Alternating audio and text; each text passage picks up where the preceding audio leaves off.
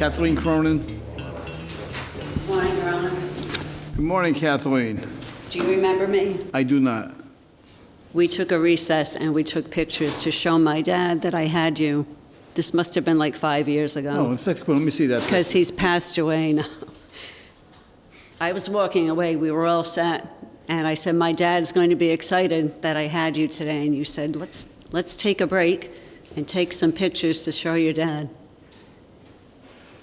Huh. And I Facebooked that too, I hope you don't mind.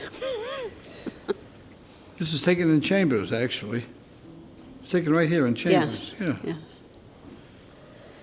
You trying to soften me up with Yes. this? I was just talking to my dad, standing in line. I'm like, Dad, help me out. You say your dad has passed away since then? Yes. Yeah. Well, 4 years on the 18th. Yeah. Well, you were lucky because you had a loving father, but he was lucky also. He had a loving daughter.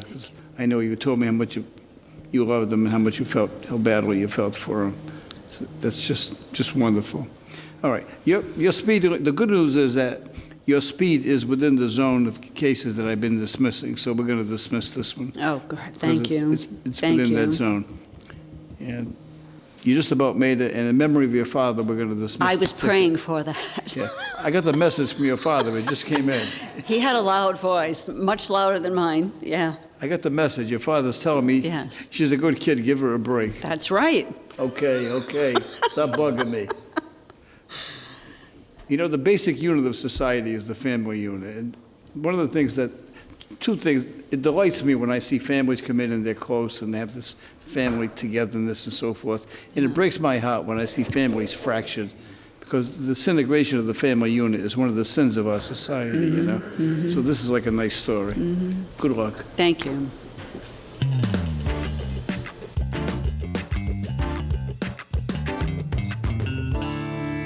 Vicente Cortez. Good morning. Good morning. Your name, please? Vilma. All right, and this gentleman, He's my father. all right, that's Mr. Cortez? Yeah. Come on. You want to get near the other mic, sir? Your dad has a parking ticket. He's parked on Summit Avenue in a crosswalk. That day, my mother was having surgery at Miriam Hospital. He parked in front of Miriam Hospital where the handicaps are. He tried to get as close as possible to the car in front of him. He hasn't received any parking tickets in several years, plus it's his birthday, so I was hoping that we can dismiss that. So what you're telling me is that he's been behaving himself for several years, and now he's becoming incorrigible. We don't know what to do with him. Yes. Right? So if you were the judge and I gave you that story, so well, my mother was being operated on, my father parked in this spot, what do you think? What would you do? I would be dismissing his You'd be ticket. very lenient. Yes. You say, I understand. Right? You probably asked me, how's your mother doing? Yes. How's your mother doing? She's okay. She's okay? Mm-hmm. Okay. Well, for the life of me, I cannot understand why your dad got the parking ticket to begin with, because the parking enforcement officer was so gracious as to give us a photograph, Okay. right? And your dad has a handicap placard, right? Yes.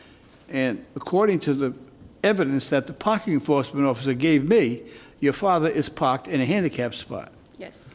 Inspector Quinn, take a look at this. My parking expert is Inspector Quinn. See the sign, Inspector Quinn?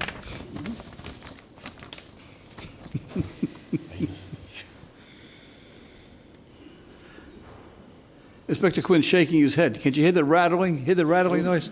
That's him shaking his head. No, I don't understand, Your Honor, how they put a sign there allowing it to be parked right less than 2.5 feet from a driveway, where clearly the ordinance says you must be 6 to 8 feet from a driveway, and then to complicate it even more, they paint a crosswalk there.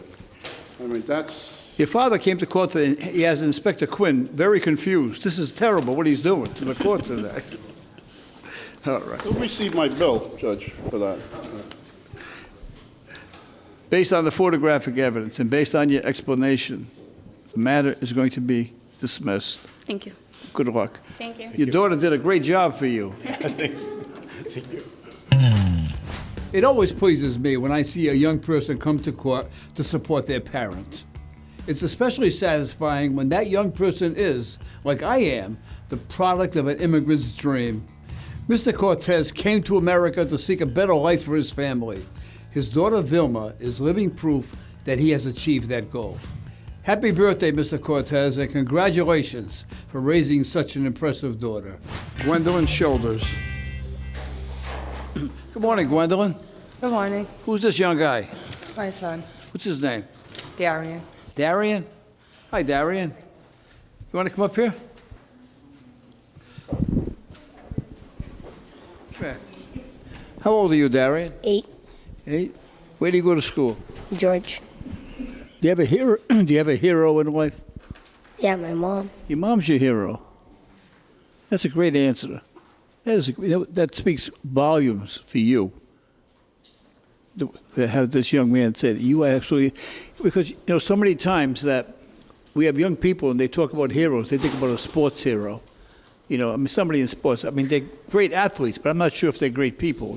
So some of them are, and others, like in life, they're questionable. But for this young man to say his mother is his hero means a great deal for you. Okay, now, you want to be a judge for a couple of minutes? Yeah, sure. You going to be honest? Yes, Promise? yes. Okay.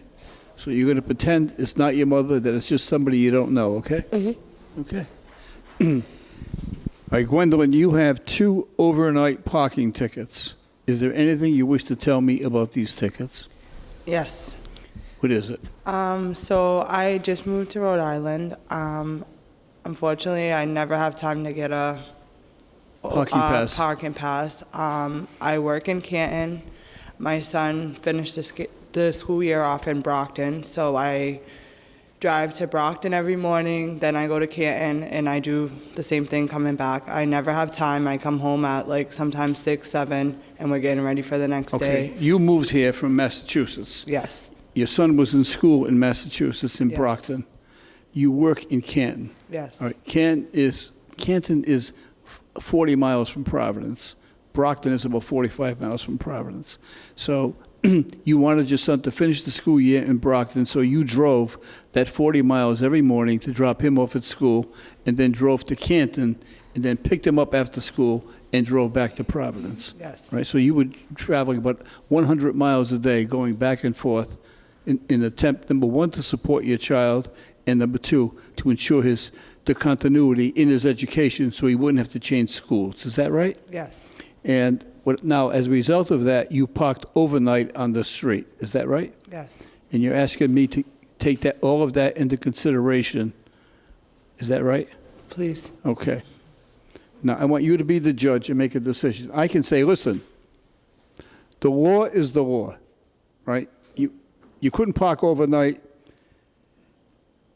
You got a $20 ticket twice, so you owe $40 because you did it. I could do that. Or I could say, not only didn't you not pay the tickets, but the tickets tripled. They're now $120. So I could say, listen, you owe me $120, not me, you owe the city $120, but I'm going to give you a break and I'm going to charge you $40. So I could do $120 or $40, or I can do something else. What should I do? What's the other thing? Something else. Oh, what's the other thing? See, he's smart, right? I can say, well, based on your explanation, I think I'll give you a break on the tickets. So what should I do? Say, all right, 120, 40, or I'm going to consider your circumstances. What should I do? 20. I'm at 40. 40? 40. Forget your circumstances, right? He's an honest kid. And he kept his word, right? He's an honest kid. He thought he was doing what is right, but I'm going to tell you something. You make such a good impression, and your mother loves you so much that she gets up. Now I know why she's your hero, right? What she's doing, she's sacrificing her life, driving all of that way every day for you to stay in the same school, to go to work to support you, right? So, and I'm sure you love her deeply, and we're going to give her a break, and she's going to owe nothing. Are you okay with that? Yeah. Okay, that's wonderful. You're a good boy, and you're making your mom proud. Have a good day. Thank you. Bye-bye. Thank you. Good luck. As a father of 3 daughters, I have often imagined what would have happened if they sat with Judge Caprio to pass judgment on me. First of all, none of them would have called me their hero, and that would have hurt. But as long as they didn't say something stupid like, "My hero's Paris Hilton," I would have been fine. Next, they probably would have asked that the judge fine me the maximum. Even at an early age, they'd love to watch me squirm. Really, the only thing I would have looked forward to is taking them out to breakfast afterwards. That's something we didn't do enough of. Hey girls, how about we meet at the Classic Cafe Saturday morning? My treat. All rise and hit subscribe so you don't miss the latest viral moments like this one. Share these videos and weigh in on the cases. You be the judge. Subscribe now.